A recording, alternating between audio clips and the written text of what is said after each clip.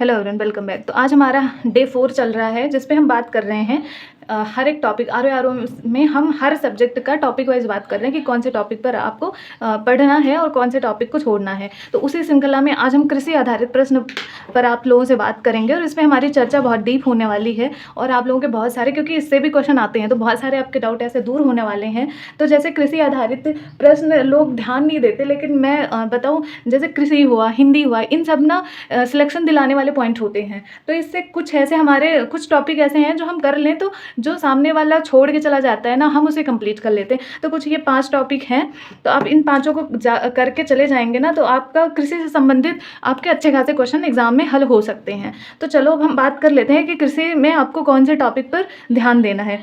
तो अब हम बात कर लेते हैं कि आपको इनमें से कौन से टॉपिक पर ध्यान देना है। जैसे कि पहला टॉपिक है से संबंधित जो क्रांतियाँ हुई, उनके विकास, उनके विषय के बारे में, उनसे संबंधित व्यक्ति के बारे में। जैसे कि नीली क्रांति, पीली क्रांति, हरी क्रांति, लाल क्रांति, मेहरून क्रांति, जितनी क्रांतियाँ आपको क्रांति दिखती हैं, सारे क्रांति यहीं ला करके आपको याद कर लेने हैं। इसके सोर्स और मैं सारी चीज़ें इसकी बताने वाली हूँ।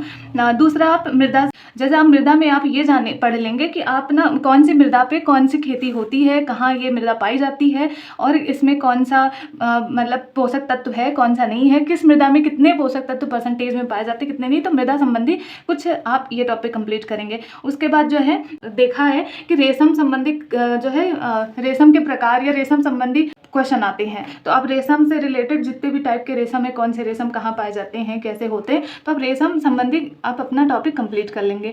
उसके बाद ये ज़रूर पूछा जाता है फसल के रोग, फसल चक्र और प्रजातियाँ, फसल की प्रजातियाँ कौन कौन सी है। तो ये बहुत ज़्यादा इंपॉर्टेंट है क्योंकि कृषि रिलेटेड वो सवाल पूछेंगे ही, तो फसल तो पूछेंगे ही। उसके बाद जो है कृषकों का वर्गीकरण, मतलब जो कृषि होती है उसका वर्गीकरण। तो आपको ये कुछ 5 टॉपिक हैं जो आपको कंप्लीट करने हैं और इसके लिए सिर्फ और सिर्फ PYQ है। इसके लिए आपको कोई अलग से किताब पढ़ने की ज़रूरत नहीं है कि आप इसके लिए कोई अलग से किताब पढ़ रहे हैं या कुछ किताब खरीद रहे हैं, क्योंकि इसकी किताब आती है इतनी मोटी सी परीक्षा वाड़ी की, बट वो आपको लेने की ज़रूरत नहीं है। आप प्रीवियस ईयर क्वेश्चन में ही देखेंगे, आप पाएंगे कि आप अच्छा खासा उससे सवाल कर ले रहे हैं। तो ये कुछ 5 टॉपिक आप कृषि संबंधित आप अपना रख सकते हैं और इसका स्क्रीनशॉट ले लेना, और जब भी कृषि आप स्टार्ट करें तो आप अपना ये 5 टॉपिक पहले स्ट्रॉन्ग कर लें। उसके बाद आपको जो करना है आप कंटिन्यू कर सकते हैं।